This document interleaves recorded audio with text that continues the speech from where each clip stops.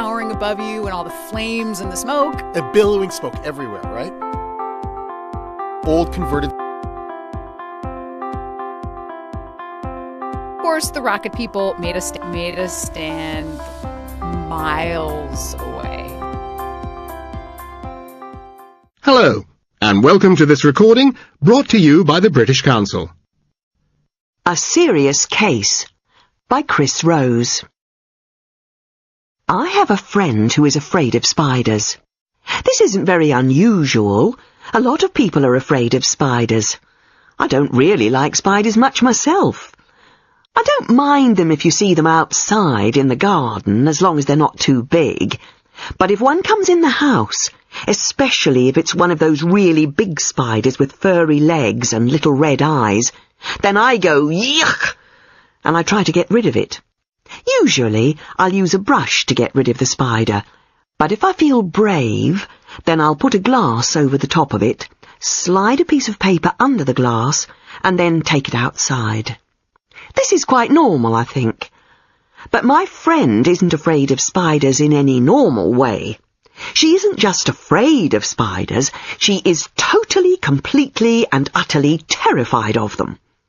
When my friend sees a spider, she doesn't just go, ugh, or run away, or ask someone else to get rid of the horrible creepy crawly. No, she screams as loud as she possibly can. She screams so loud that her neighbours worry about her and think about calling the police. When she sees a spider, she shivers all over, and sometimes she freezes completely. She can't move at all because she is so terrified. Sometimes she even faints. But my friend had a surprise for me when we met for coffee last week. "Guess what?" she asked me. "What?" I said. "I've got a new pet." "Great," I said. "What is it? A dog? A cat?" "No." "A budgie?" "No." "A rabbit?" "No." "What then?" "I've got a pet spider." "I don't believe you." "It's true.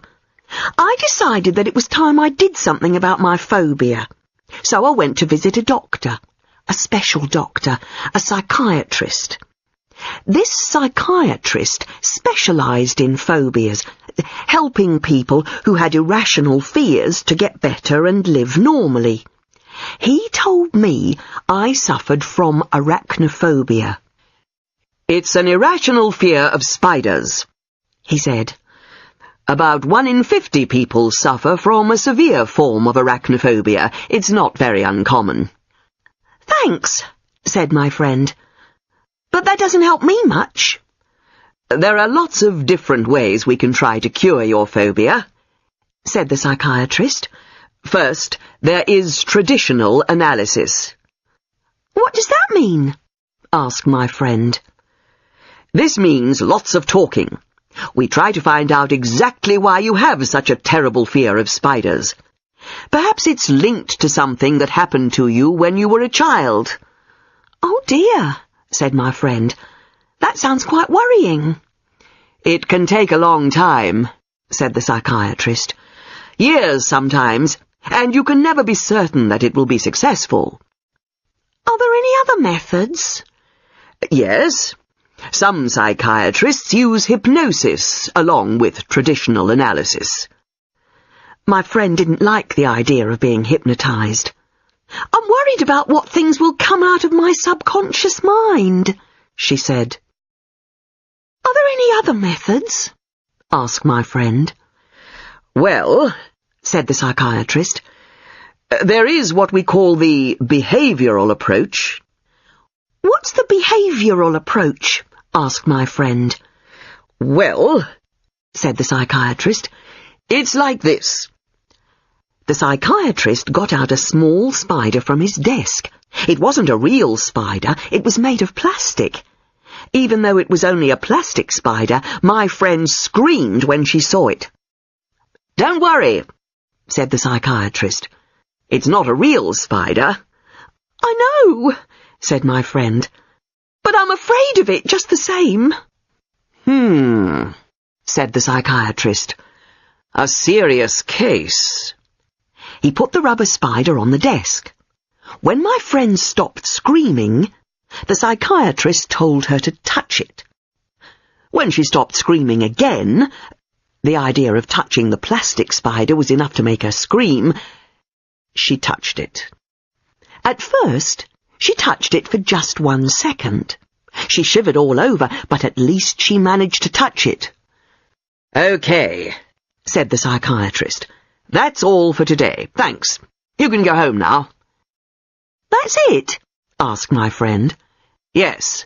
"That's all?" "Yes, for today.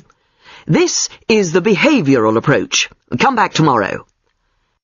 My friend went back the next day, and this time the plastic spider was already on the doctor's desk. This time she touched it and held it for 5 minutes. Then the doctor told her to go home and come back the next day. The next day she went back and the plastic spider was on her chair. She had to move the spider so she could sit down. The next day, she held the spider in her hand while she sat in her chair. The next day, the doctor gave her the plastic spider and told her to take it home with her. "Where do spiders appear in your house?" asked the psychiatrist. "In the bath, usually," said my friend. "Put the spider in the bath," he told her. My friend was terrified of the spider in the bath, but she managed not to scream when she saw it there. "It's only a plastic spider," she told herself. The next day, the psychiatrist told her to put the spider in her living room. My friend put it on top of the television. At first, she thought the spider was watching her and she felt afraid. Then she told herself that it was only a plastic spider. The next day, the psychiatrist told her to put the spider in her bed. "No way!" she said. "Absolutely not!" "Why not?"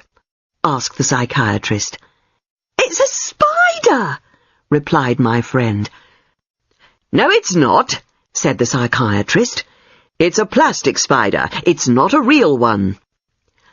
My friend realized that her doctor was right.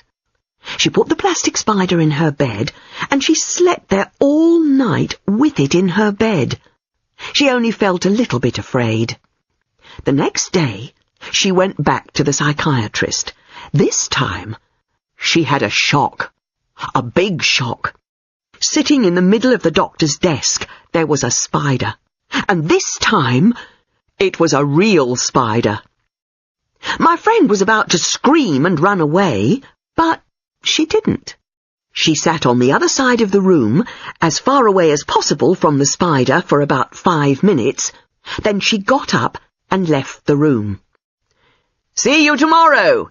shouted the psychiatrist to her as she left. The next day she went back, and this time the psychiatrist let the spider run around on his desk. Again, my friend stayed about 5 minutes, then left. The next day she stayed for 10 minutes, and the day after that 15. Eventually, the psychiatrist held the spider, the real spider with long furry legs and little eyes, in his hand. He asked my friend to come and touch it. At first she refused, but the doctor insisted. Eventually, she touched the spider, just for a second. The next day, she touched it for a few seconds, then for a few minutes, and after that, she held the spider in her own hand. Then she took the spider home and let it run around in her house. She didn't feel afraid. Well, okay, she did feel afraid, but only a tiny bit. "So, now I've got a pet spider," she told me again. "Well done," I said. "There's only one problem," she said. And as she spoke, I noticed that she was shivering all over. Then she screamed and climbed up on the chair. She was pointing to something on the floor. "Over there!" she screamed. "Look! It's a beetle!" We hope you've enjoyed this recording. To find out more about the British Council and the services we offer, contact your local British Council office or go to www.britishcouncil.org. Bye for now.